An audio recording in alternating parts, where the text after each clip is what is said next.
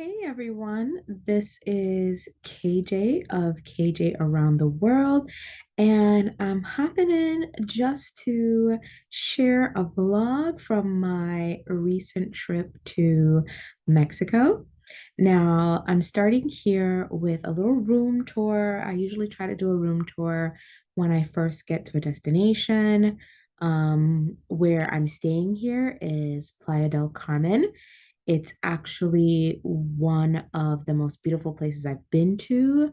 I know I'm just giving like a tour of the hotel right now, but like outside, I don't even know where to begin. Like there was just so much life and natural, environment in this nice little city, town, whatever it was. I just know I find it to be a little gem and I can't wait to get back. So, just to give you, a little bit more about the hotel, I'll leave some information in the description about the hotel where I stayed at. I usually don't even share where I stay until after my trip. So, I'll leave it in the description. This was one of the places where I ate several times. It was called Fish House. And when I tell you the seafood here was amazing, it was amazing.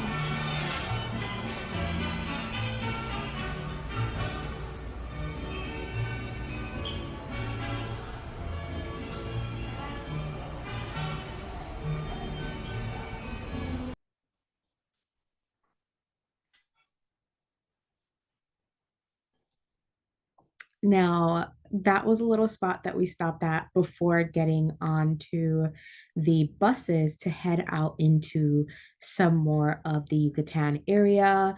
Now, the Yucatan is kind of known as the Mexican Caribbean, and it has some beautiful areas that are like deep, into the landscape, but there's also areas that are really coastal like the beach. So here we're visiting Maya cultural area.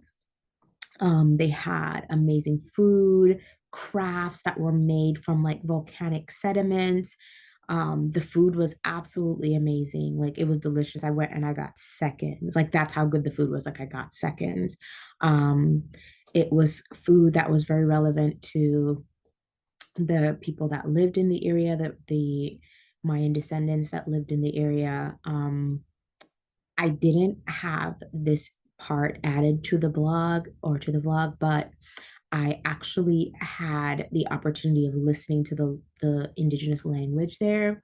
And I don't think I've heard anything this beautiful in a long time. And it just really made me feel so connected to the place and to the people, hearing them speak in their own indigenous language.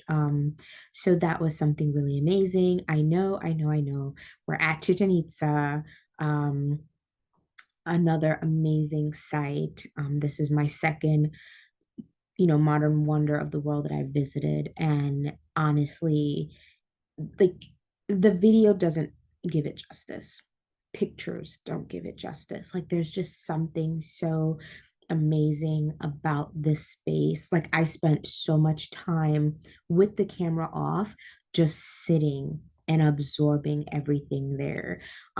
This isn't the only structure that's there. There are other structures like the ones here, and it was just such an experience, like learning about the area, learning about the history of the area, the parliament, what they did as far as like different rituals. So it was just something really amazing to experience. And I actually went with a group. And it was like an amazing group too. It was like a mixed bag of people from so many different countries: Europe, South America, Central America, um, even Canada. So that was really awesome. But it was just an experience to be had, and I'm glad I had it. This was one of the cenotes that they told us about, and we got to visit. I didn't go in because, as our tour person expressed to us, like it's great to go to, cenotes that are open to the public as far as, being able to pay.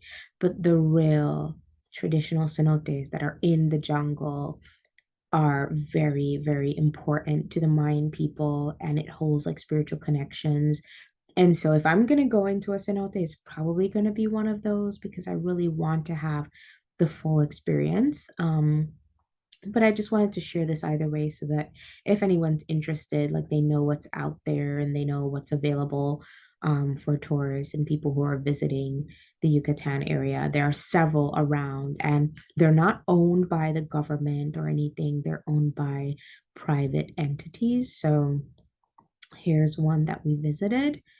Again, like I said, I'd want to visit one that's deep in the jungle with someone who's connected to the culture and have a real spiritual experience there because it is like a very, very spiritual experience. So this is the whole.